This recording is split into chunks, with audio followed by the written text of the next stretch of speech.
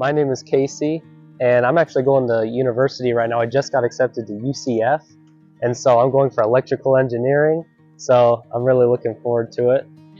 My name is Liz, and I'm going to school for marine biology at UCF. Okay. So we've been together for almost 3 years now. Our anniversary is 7/09 July. I know the numbers. It was 07/09/2019. It's definitely my grandmother on my mother's side. I love her more than anything, and I definitely think I should tell her more often and talk to her. That was good. Yeah. Yeah, for me, I'd probably say I have two people in my life. One would be, I think, my dad, and then I think the other one would probably be my brother, my younger brother. Because Not his older brother. Yeah. My dad was actually, when I was growing up, he was like an alcoholic my whole life. And so that's all I really knew him as. And then he recently, actually, like a couple months ago, he got in a bad car accident. And he was in the hospital for like a month, maybe even 2, right? Something like that. He was in the hospital for a long time going through crazy withdrawals. And there was a period of time where we actually didn't know if he was going to make it out. But he ended up, you know, of course, making it out and everything.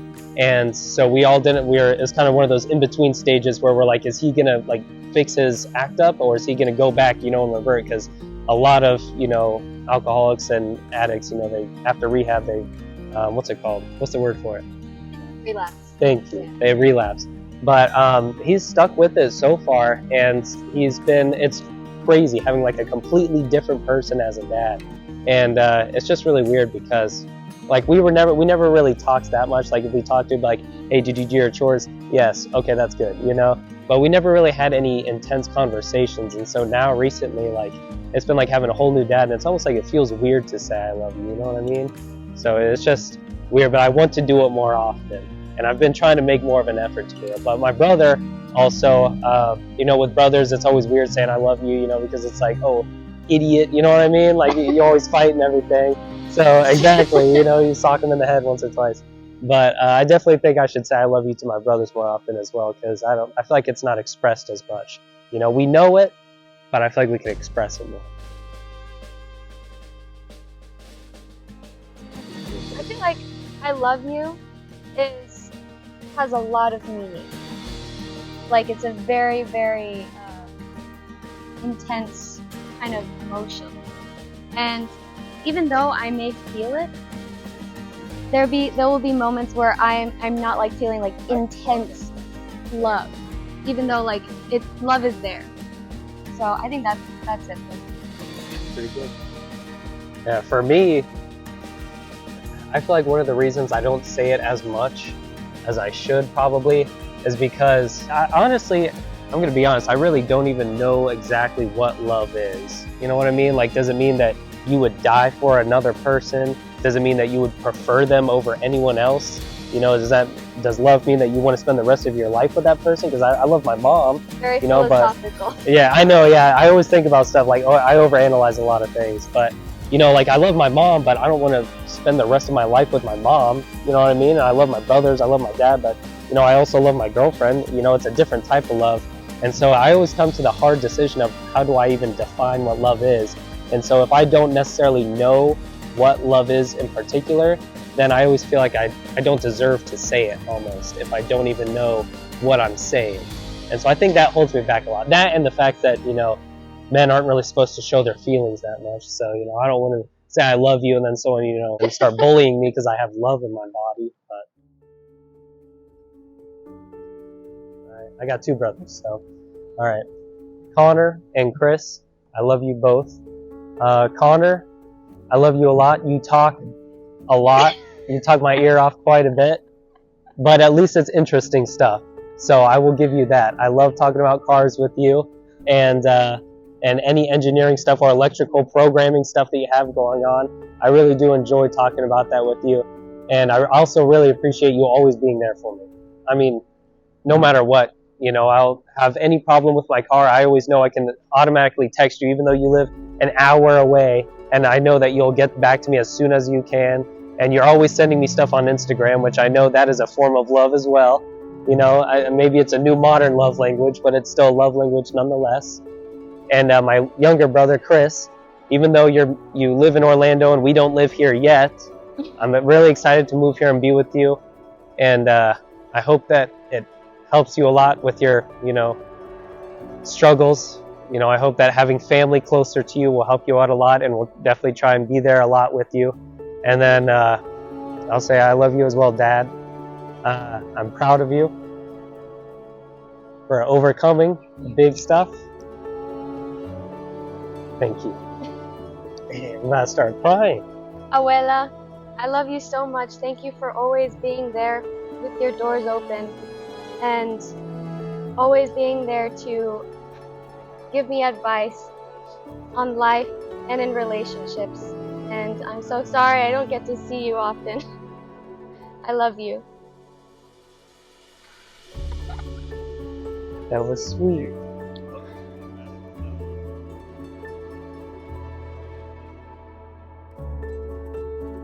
So, I think I plan on doing more stuff with my family because I feel like I hold back from that a lot, especially now that I have a girlfriend. I try not to, but a lot of the time I do just spend all my time with her. Whatever we do, we're always just doing stuff together. And, occasionally my dad will ask us, like, hey, do you guys want to come over and eat or something? Or my brother will say, hey, do you guys want to come over and do something?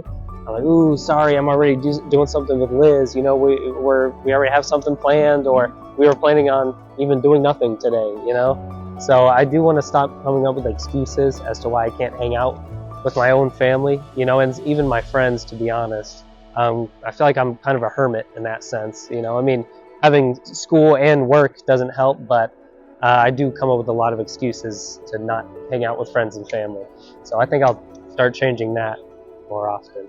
Well, my family lives in North Carolina, so I can't really go see them physically, but I definitely think I'm going to call them all. I know I call my mom a lot, but I need to call my aunt and my grandmother way more because I love them more than words. Yeah. There is so much going on in this video that represents large swaths of challenges that people, just everyday people, deal with on a regular basis, but don't really talk about. I'm sure Casey and Elizabeth did not wake up that very morning anticipating that they would become vulnerable about people that they love later on that very afternoon, but that's what love does. It makes us vulnerable.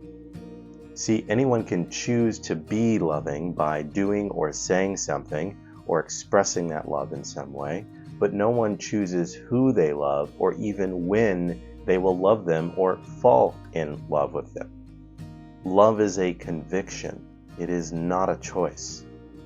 It's the very reason we may find ourselves becoming emotional and even crying when receiving news that someone in our lives that we haven't spoken with in many years has passed away, because we had already convinced ourselves that we didn't need them in our lives, or even gone so far as to convince ourselves that we didn't really love them.